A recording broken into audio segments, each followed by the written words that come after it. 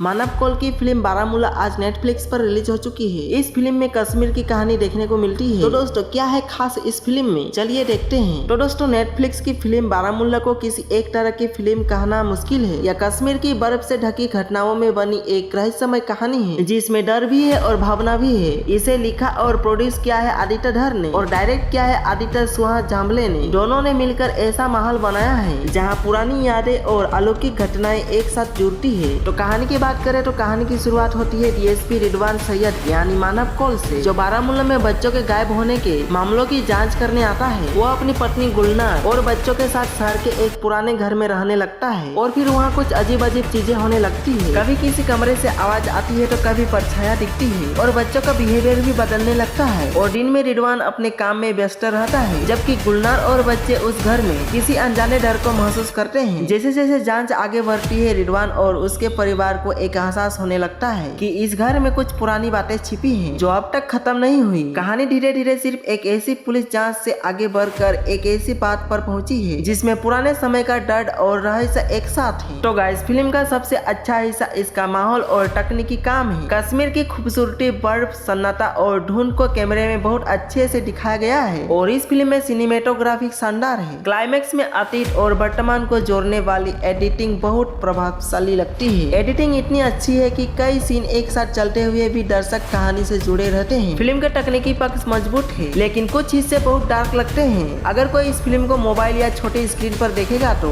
उसे कई जगह यह साफ समझ नहीं आएगा कि क्या हो रहा है। और दोस्तों बड़े पर्दे पर यह फिल्म ज्यादा प्रभाव डालती है। और दोस्तों मानव अपने किरदार में पूरी तरह से फिट है। उनके चेहरे के भावों में पुलिस अफसर की शक्ति भी है और एक इंसान की बेचैनी भी। भाषा सुम्बली ने गुलनार के किरदार में बहुत सच्चाई और भावना दिखाई है। उन्होंने एक ऐसी औरत का किरदार निभाया है जो डरी हुई भी है और मजबूत भी। तो दोस्तों इस फिल्म में दोनों के अभिनय से फिल्म में गहराई भी आती है और फिर बाकी कलाकारों ने भी अपने हिस्सों का काम ईमानदारी से किया है जिससे पूरी फिल्म का माहौल और कहानी मजबूत बन जाती है। निर्देशक आदित्य सुहास जाम्बले ने कश्मीरी पंडितों के दर्द, अलौकिक घटनाएं, आतंकवाद और बच्चों के प्रेमबाज जैसे विषयों को जोड़ने की कोशिश की है। यह सभी बातें दिलचस्प है लेकिन एक दूसरे से पूरी तरह जुड़ नहीं पाती। लेकिन कभी कभी ऐसा लगता है कि फिल्म बहुत कुछ कहना चाहती है पर सब कुछ उतनी सफाई से नहीं कह पाती। फिल्म का संदेश अच्छा है कि हर समुदाय में अच्छे और बुरे दोनों लोग होते हैं पर यह बात उतनी साफ नहीं दिखती जितनी दिखनी चाहिए थी। रिडवान की अपनी निजी कहानी जैसे उसके परिवार और बेटी के रिश्ते का हिस्सा थोड़ा अधूरा लगता है, मानो उस हिस्से को जल्दी जल्दी लिखा गया हो, इसीलिए उसका असर उतना नहीं होता।